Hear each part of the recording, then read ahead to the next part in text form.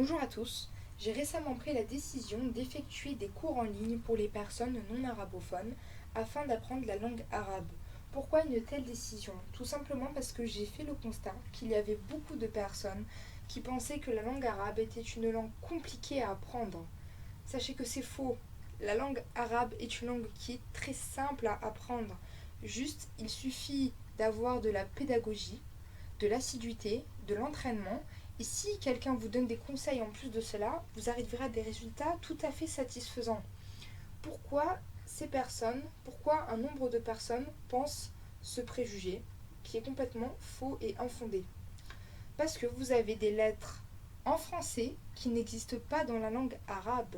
Et vous avez en arabe des lettres qui n'existent pas dans la langue française. Donc, cela entraîne un nouvel apprentissage de nouvelles lettres. Mais c'est tout à fait possible d'effectuer cet apprentissage facilement. Il y a des enfants qui apprennent la langue arabe en quelques mois. C'est très facile. En moins de 6 mois, même en 3 mois, et je connais même des personnes qui ont appris la langue arabe en un mois. Donc sachez qu'en quelques semaines, si vous mettez du sérieux, de l'assiduité dans votre travail et dans votre apprentissage, vous aurez des résultats tout à fait satisfaisants. Donc avant d'entamer mes propos sur l'alphabet, je vais tout juste faire un petit rappel. En langue arabe, il y a 3 sons différents. Il y a le E, le OU et le I. En français, vous allez retrouver le OU, le AN, le I, le OUA, le O, le A. C'est plus compliqué. Sachez qu'en arabe, il y a 3 sons différents. E ou I. Sachez que le A ne représente pas un A type français. C'est-à-dire que c'est pas le A comme la table. A. Ce n'est pas le même A. C'est un E qui va tendre vers l'accent grave. Donc, sachez que lorsqu'il y a des phonétiques qui représenteraient la langue arabe, c'est trompeur. Parce que sur la phonétique, ils vont écrire le A. Mais il ne faudra pas prononcer la lettre A. Il faudra prononcer la lettre E. E. C'est un son qui tire vers l'accent grave. Donc sans plus tarder, nous allons passer à l'apprentissage de la langue arabe. Sachez que dans la langue arabe, il y a 28 lettres. Certaines ont un équivalent en français, donc il y a des lettres que vous maîtrisez déjà dans la langue arabe, comme par exemple le M, le N, le L, le B, entre autres, il y en a encore. Et il y a d'autres lettres qui nécessitent un nouvel apprentissage parce qu'elles n'existent pas dans le langage français. Alors tout d'abord, un petit rappel, en arabe nous lisons de la droite vers la gauche, contrairement au français où nous lisons de la gauche vers la droite. Nous commençons donc notre première lettre qui est le elif. Elif qui est la première lettre vers la droite, la barre verticale. Donc, comment prononcer cette lettre? C'est tout simplement une attaque de voyelles comme dans le A de assez ou attention. Vous voyez, il y a le mais c'est assez sec en fait. On doit bien sentir qu'il y a une coupure dans votre gorge. Alors là, vous pouvez dire les 3 sons que je vous ai donc appris récemment, E ou I. E ou I. E ou I. Donc voilà, là c'est la première lettre, c'est le elif. La seconde lettre donc qui est avec un point en dessous, elle s'appelle le B. Et ça, c'est tout simplement l'équivalent du B en français, comme dans bateau ou banane. Donc là, vous n'avez pas d'effort particulier à faire. Et vous la prononcez donc avec les 3 sons existants en arabe, B, bou, bi. B, bou, bi. Donc la troisième lettre avec les 2 points au-dessus est le T. Sachez que c'est l'équivalent du T en français. Donc il n'y a pas non plus d'effort à faire en particulier. Donc avec les 3 sons différents, ça va donner le T, tout, ti. T, tout, ti. Donc j'attire votre attention sur un détail, mais qui est très, très important.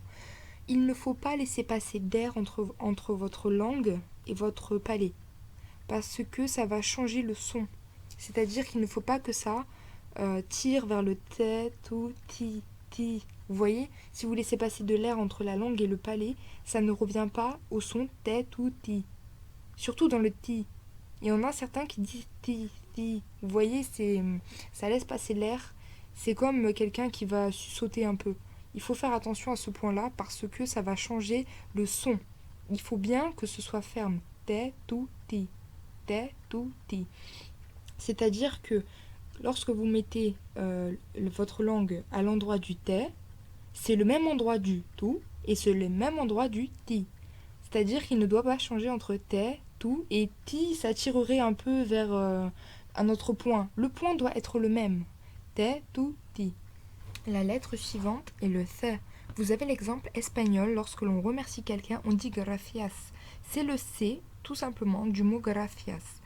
Donc, vous allez apprendre le point de the dans gracias et ensuite vous répéterez the, thu, fi.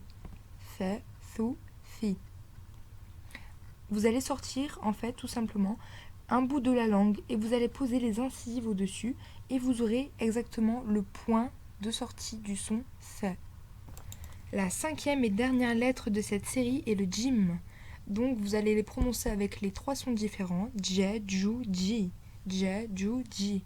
Vous sentirez une légère subtilité. Ce n'est pas simplement je, ju, ji.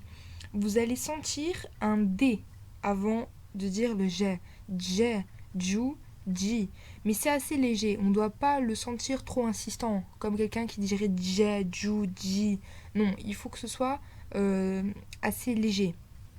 Alors, il y a un exemple qui pourrait vous aider plus particulièrement, c'est pantalon en anglais. Lorsque vous dites jean, donc là vous sentez clairement qu'il y a un effet de D avant le dje, jean. Donc c'est la même manière en arabe, dje, ju, ji. Donc nous passons à la deuxième série de l'alphabet. La première lettre de cette deuxième série est le ha. Je tiens à vous dire qu'il n'y a aucun équivalent en français de cette lettre.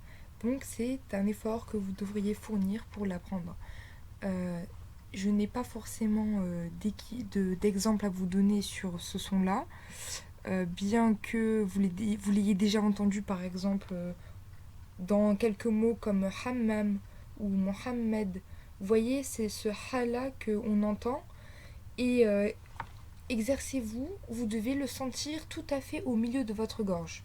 Si vous mettez vos deux doigts, par exemple votre index, sur votre gorge, vous devrez sentir que c'est tout à fait au milieu. Ha, ha.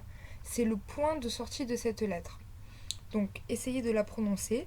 Ha, hu, hi. Ha, hu, hi. Ha, hu, hi. Et ne tendez pas vers le ro. Non, c'est tout simplement un ha. C'est sec. En fait, vous sentez que c'est très sec comme son. Essayez, exercez-vous, c'est comme ça qu'on arrivera tout simplement à voir la lettre. Des fois, certaines personnes répètent 100 fois le même son, et puis elles parviennent à le prononcer correctement et ils réussissent. C'est tout simplement par la répétition qu'on parvient à réussir. La lettre suivante est le ro. Il y a l'exemple espagnol du prénom Juan, ou bien le prénom en arabe Khalid. Cette lettre-là, notez-vous-le bien, est une lettre qui est grave. L'alphabet arabe se divise en deux parties. Il y a les lettres qui sont légères et il y a les lettres qui sont graves. Lorsque vous prononcez des lettres légères, vous aurez les trois sons normaux, E ou I. Par contre, lorsque vous rencontrez une lettre qui est grave, les sons n'auront pas exactement le même son appris précédemment. Il y aura ro, rou, ri, ro, rou, ri. Vous voyez, le E se transforme en O un peu. Ro. Ce ne sera pas du Ré. Donc, il y a 8 lettres qui sont graves dans la langue arabe. La première des lettres graves est le Ro. La lettre suivante est le Del. Le Del, c'est comme en français lorsqu'on dirait date ou David. C'est tout simplement le D. Donc, exercez-vous. Dé, dou, di. Dé, dou, di. La lettre suivante est le zel. Donc le zel, c'est lorsque vous sortez un peu le bout de votre langue et vous posez les incisives par-dessus. Ce n'est pas le son qu'on a appris précédemment qui dirait fe, thu, fi. Non, là c'est le ve, zu, vi. Sentez bien le bout de votre langue, c'est l'extrémité de la langue qui rencontre les incisives supérieures. J'ai un exemple qui vous parlera plus. Lorsqu'en anglais nous disons cela est, on va dire this is. This is. Alors, le TH du this représente le zel. Alors, entraînez-vous avec les trois sons différents. The, thu, the. The, thu, the. La dernière lettre de cette série est le ro.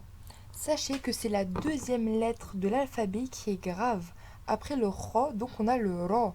Vous sentez bien quand je dis le nom ro que je ne dis pas ré. Non, parce que cette lettre-là est grave elle aussi. J'ai un exemple, c'est en espagnol quand vous avez le R qui est roulé. Ro, ro, ro. Certains font plusieurs roulements. Sachez qu'en arabe, un seul roulement est suffisant. C'est-à-dire que ce serait incorrect de dire ro. Non. Ro, rou, ri. Nous avons donc, par cette vidéo, achevé le premier tiers de la fiche complète de la langue arabe en reprenant l'ensemble des lettres de Elif jusqu'à Ro, c'est-à-dire Elif, B, T, F, Jim, Ha, Ro, Del, Vel, Ro. Continuez votre entraînement personnel et retrouvez la suite des lettres arabes dans mes vidéos de la partie numéro 2 et la partie numéro 3. J'espère que vous serez nombreux à apprécier ma pédagogie ainsi que la manière dont je transmets l'apprentissage des lettres. N'hésitez pas à me laisser des commentaires dans lesquels je pourrai voir votre point de vue sur la question et aussi des remarques constructives pour que mon travail prenne en qualité et surtout soit le plus apte à répondre à votre demande d'apprendre la langue arabe en tant que francophone. Je tiens aussi à vous rappeler que ces vidéos ont pour but de faire profiter le plus de personnes possible, donc publiez-la et republiez-la.